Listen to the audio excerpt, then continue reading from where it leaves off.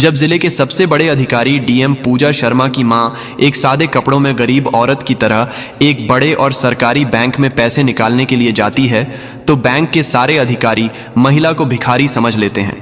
किसी को नहीं पता था कि यह औरत जिले के सबसे बड़े अधिकारी डीएम मैडम साहिबा की मां है। सबने सोचा यह तो कोई भिखारी औरत है और यह इस बड़े और प्रोफेशनल बैंक में क्या करने आई होंगी।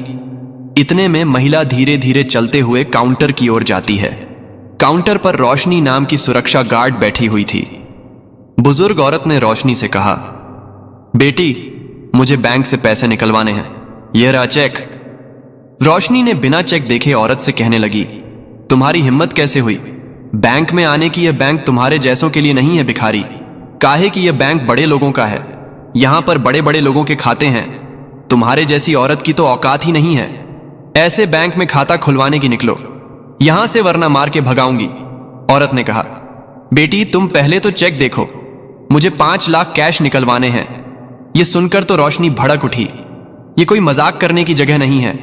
क्या लगता है तुम्हें? तुम मुझे कुछ भी बोलोगी और मैं मान लूंगी। तुम्हारी जैसी औरत की औकात ही नहीं है। और क्या बोला?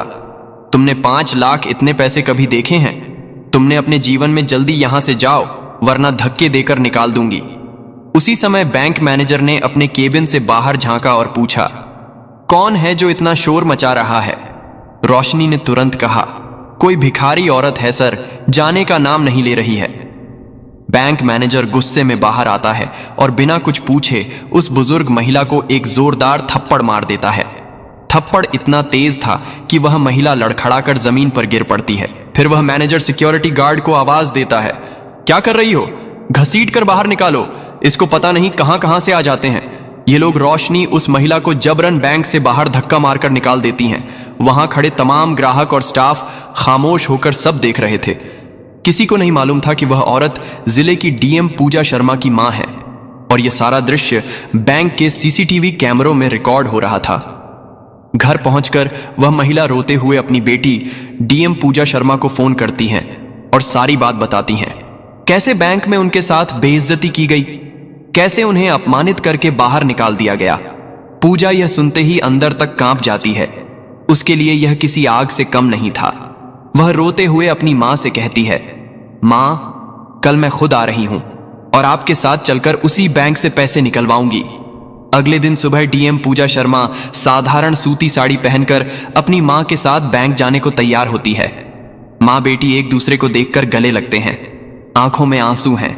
गर्व और पीड़ा दोनों पूजा की मां को अपनी बेटी पर नाज है। उन्होंने कितनी कठिनाइयों से उसे पाला पढ़ाया और आज इतने ऊंचे पद तक पहुंचाया। सुबह के ठीक 11 बजे मां बेटी बैंक के बाहर पहुंचती हैं। बैंक अभी तक नहीं खुला था, जबकि समय 10 बजे का था। पूजा शांतिपूर्वक दरवाजे के पास बैठकर इंतजार करती है। कुछ मिनटों बाद जब बैंक खुलता है, दोनों अंदर प्रवेश करती हैं। दोनों का पहनावा इतना साधारण था कि वहां मौजूद ग्राहक और कर्मचारी उन्हें एक आम ग्रामीण महिला समझ बैठते हैं। कोई सोच भी नहीं सकता था कि यह वही पूजा शर्मा है। जिले की डीएम धीरे धीरे दोनों काउंटर की तरफ बढ़ती है। वहां वही रोशनी बैठी होती है। पूजा विनम्रता से कहती है, मैडम हमें पैसे निकालने हैं, मां की दवाइयां लेनी है और कुछ जरूरी काम भी हैं। रोशनी ने दोनों महिलाओं को ऊपर से नीचे तक देखा। साड़ी में एक बुजुर्ग महिला और एक साधारण कपड़ों में युवती किसी भी कोण से बड़े अवसर नहीं लग रही थी। उसने व्यंग करते हुए कहा, आप शायद गलत बैंक में आ गई हैं। यह ब्रांच हाई प्रोफाइल क्लाइंट से डील करता है। पूजा शर्मा ने मुस्कुराते हुए उत्तर दिया, एक बार चेक कर लीजिए मैडम, अगर नहीं है तो हम चले जाएंगे।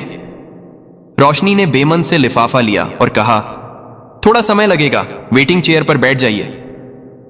पूजा मां का हाथ थामे कोने की एक खाली कुर्सी पर बैठ गई। उन्होंने मां को पानी दिया और खुद भी शांत बैठी रही। बैंक में मौजूद लोग उन्हें घूर रहे थे।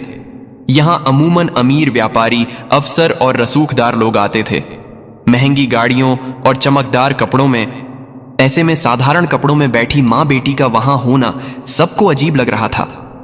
चारों तरफ फुसफुसाहटें शुरू हो गईं। किस गांव से आई हैं?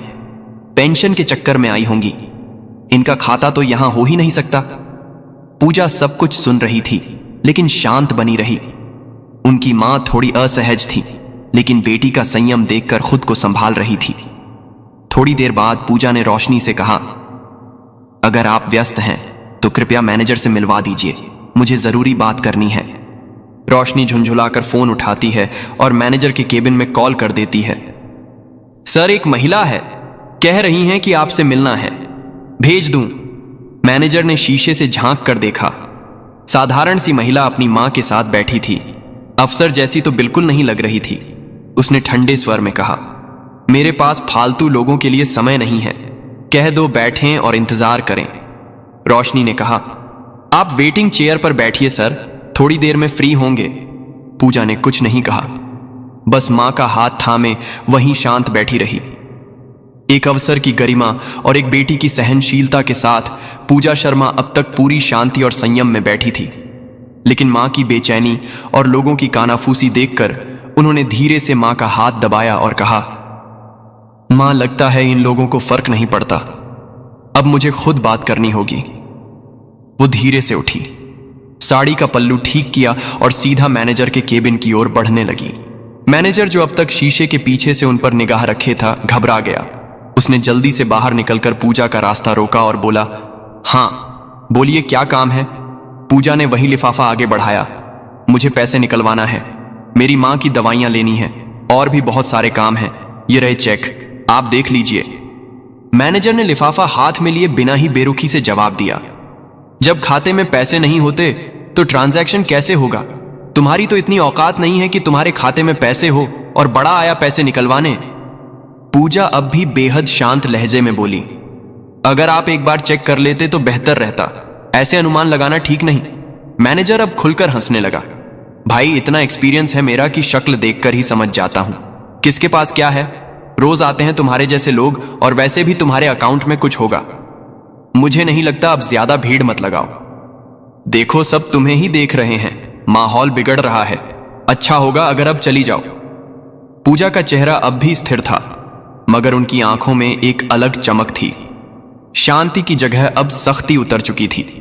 उन्होंने बिना कुछ बोले लिफाफा टेबल पर रखा और धीमे स्वर में बोली, ठीक है, जा रही हूं, लेकिन एक विनती है, इस लिफाफे में जो भी जानकारी है एक बार जरूर पढ़ लीजिएगा, शायद आपके काम की हो। इतना कहकर वह मां का हाथ थामे मुड़ी और दरवाजे की ओर बढ़ गई। लेकिन जैसे ही गेट पर पहुंची, वह पलटी और गहरी निगाहों से देखते हुए बोली, बेटा, इस व्यवहार का अंजाम तुम्हें भुगतना पड़ेगा, वक्त ही समझा देगा। पूरा बैंक कुछ पल के लिए सन्नाटा में डूब गया। कोई शोर नहीं, कोई गुस्सा नहीं, बस गरिमा से लिपटी एक चेतावनी जो किसी तूफान से कम नहीं थी। मैनेजर एक पल को ठिठका, फिर बुदबुदाया, बुढ़ापे में कुछ भी बोल जाते हैं, लोग चलो जाने दो, और वापस अपनी सीट पर बैठ गया। उसके सामने वही लिफाफा अब भी यूं ही टेबल पर पड़ा था, अनदेखा, अनपढ़ा। उसे यह नहीं पता था कि उसी लिफाफे में वह सच छुपा है जो उसकी दुनिया पलट देने वाला है। अगले दिन बैंक की वही रूटीन शुरू होती है। क्लर्क अपने काम में, कैशियर अपनी गिनती में, और मैनेजर फिर से उसी पुराने रब में। लेकिन इस बार एक फर्क था। वही बुजुर्ग महिला जिसके साथ एक दिन पहले अपमान की सारी हदें पार की गई थीं, आज फिर उसी बैंक में दाखिल होती है। पर आज वह अकेली नहीं थी। उसके साथ एक तेज तर्रार अफसर था जो सूट बूट में चमक रहा था। उसके हाथ में चमचमाता हुआ ब्रीफ केस था। उन दोनों के प्रवेश करते ही पूरे बैंक की नजरें उसी दिशा में टिक जाती हैं। महिला बिना इधर उधर देखे सीधा मैनेजर के केबिन की ओर बढ़ती है। मैनेजर पहले तो उसे पहचान नहीं पाता, लेकिन जैसे जैसे वह करीब आती है, चेहरा साफ दिखने लगता है। वही महिला जिसकी सारी फाइलें उसने कल ठुकरा दी थीं, वही जिसकी साड़ी पर वह हंसा था, वही जिसे उसने हमारे जैसे ग्राहक नहीं चाहिए कहकर निकाल दिया था। अब उसके चेहरे पर हवाइयां उड़ने लगती हैं। घबराकर वह खुद केबिन से बाहर आ जाता है। महिला का चेहरा आज आत्मविश्वास और गरिमा से दमक रहा था। वह रुकती नहीं, सीधा मैनेजर के सामने खड़ी होती है और तीखे स्वर में कहती है, मैनेजर साहब, मैंने कल ही कहा था कि आपके व्यवहार का अंजाम भुगतना पड़ेगा। आपने ना सिर्फ मुझे बल्कि मेरे जैसे हजारों आम नागरिकों को नीचा दिखाने की कोशिश की है। अब वक्त है सजा भुगतने का। मैनेजर बौखलाकर कहता है, आप कौन होती हैं? मुझे सिखाने वाली, यह कोई आपका घर नहीं है, यह बैंक है और आप यहां मेरा कुछ। महिला उसकी बात बीच में ही काटकर मुस्कुराती है। फिर अपने साथ आए अफसर की ओर इशारा करती है। इनसे मिलिए, यह मेरे विधिक सलाहकार हैं। और पूजा शर्मा कहती हैं, मैं हूं इस जिले की जिलाधिकारी डीएम। पूजा शर्मा साथ ही इस बैंक की 8% शेयर होल्डर भी, और यह मेरी मां है जिनके साथ आप लोगों ने बहुत बुरा व्यवहार किया। एक क्षण के लिए पूरे बैंक में सन्नाटा छा जाता है। सभी कर्मचारी, ग्राहक, यहां तक कि दरवाजे के पास खड़े सुरक्षाकर्मी भी स्तब्ध रह जाते हैं। मैनेजर के चेहरे का रंग उड़ जाता है। वह कुछ कहता उससे पहले ही पूजा शर्मा फिर बोलती हैं, तुम्हें बैंक मैनेजर के पद से तत्काल हटाया जा रहा है। अब तुम्हारी पोस्टिंग फील्ड में की जा रही है, जहां तुम्हें रोज आम जनता से मिलकर रिपोर्ट बनानी होगी। पूजा शर्मा ब्रीफ केस खोलते हैं और 2 दस्तावेज निकालकर सामने रखते हैं। पहला मैनेजर के तबादले का आदेश, दूसरा कारण बताओ नोटिस, जिसमें लिखा था कि आपका व्यवहार बैंक की नीति के विपरीत पाया गया है। मैनेजर अब पूरी तरह पसीने पसीने हो चुका था। कांपते स्वर में कहता है, मैडम मुझसे गलती हो गई थी, मैं शर्मिंदा हूं। कल की बातों के लिए दिल से माफी मांगता हूं। पूजा शर्मा की आंखें अब भी स्थिर थीं, पर आवाज में वह न्याय था जो किसी अधिकारी की पहचान होता है। माफी किस बात की मांग रहे हो? क्या सिर्फ मेरा अपमान किया था तुमने, या उन तमाम ग्राहकों का जो सादगी से आते हैं, पर तुम्हारी नजर में केवल कपड़ों से आंखें जाते हैं? क्या कभी बैंक की गाइडलाइन पढ़ी है? तुमने उसमें साफ लिखा है, हर ग्राहक समान है।